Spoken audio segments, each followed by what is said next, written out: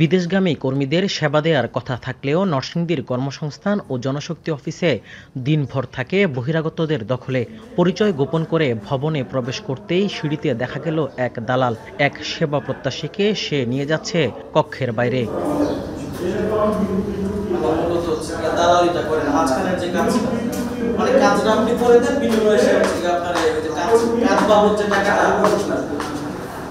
মূল কক্ষের ভেতরের অফিসের উপর রাখা ফাইলপত্র ঘাটাঘাটি চলছে অবাধে।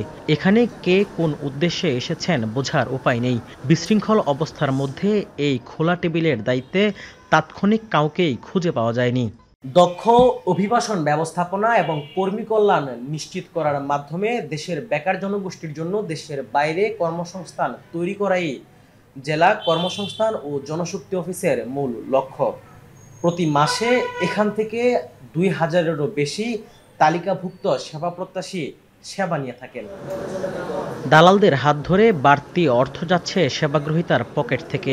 ভুক্তভোগীরা বলছেন, অফিসে প্রবেশ করার আগেই নিচে কয়েক ধাপে দালালের মুখোমুখি হতে হয়। টাকা দিলে কাজও হয় দ্রুত। খুদ অফিসের কর্মচারীও স্বীকার করেছেন দালালের উৎপাতের কথা। এখানে দালাল আইসি মনে করেন বিভিন্ন লোকজনের বিভিন্ন হয়রানি করে, ওই নিচের থেকেই এদেরকে ধরে, এই কয় যে আমি এটা করে দেবো, ওটা করে দেবো, এই টাকা নেবো, এই টাকা নেবো, তোমার এটা করা লাগবে, ওটা করা লাগবে, বিভিন্নভাবে বোঝায়া ওদেরকে ওরা বিপদে ফেলায়। তো হ্যাঁ, ওদের আনাগোনা আছে, ওনা মনে করেন বিভিন্নভাবে চেষ্টা করে লোক ধরার জন্য। দালালের রান্না উপরে নাই, নিচতলায় আটকাইলে ভাই এই কাজটা করে দিই, এই কাজটা করে দিই। 400 টাকা নিছে, 400 টাকা নেওয়ার পর আমার কাগজটা দিছে, যে এই কাগজটা যে আমার করে দিছে। টাকা দিলে কাজ দ্রুত হয়, এই কথার উপর ভর করলে অনুমান করা যায় অফিসের ভেতরের কর্মকর্তা এবং কর্মচারীরাও এর সাথে জড়িত। তবে এই ঘটনার সত্যতা কতটুকু জানতে চাইলে এখানকার কর্মকর্তা পুরো বিষয়টিকেই অস্বীকার করেন, দাঁড় করান ভিন্ন ব্যাখ্যা। এখানে কোনো দালাল, আমার উপস্থিতিতে কেউ কোনো দালালের ভিতরে ঢুকছে, এটা আমি বিশ্বাস করি না যে আমার এখানে কোনো দালাল ঢোকার সৎ সাহস দেখায়। এখন যারা আসেন বিভিন্ন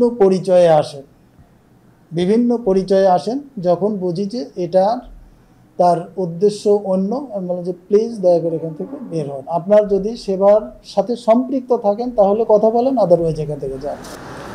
সরকারি সেবাকে দালাল ও হয়রানিমুক্ত করার দাবি সেবাগ্রহীতাদের। রাকিবুল ইসলাম, এখন নরসিংদী।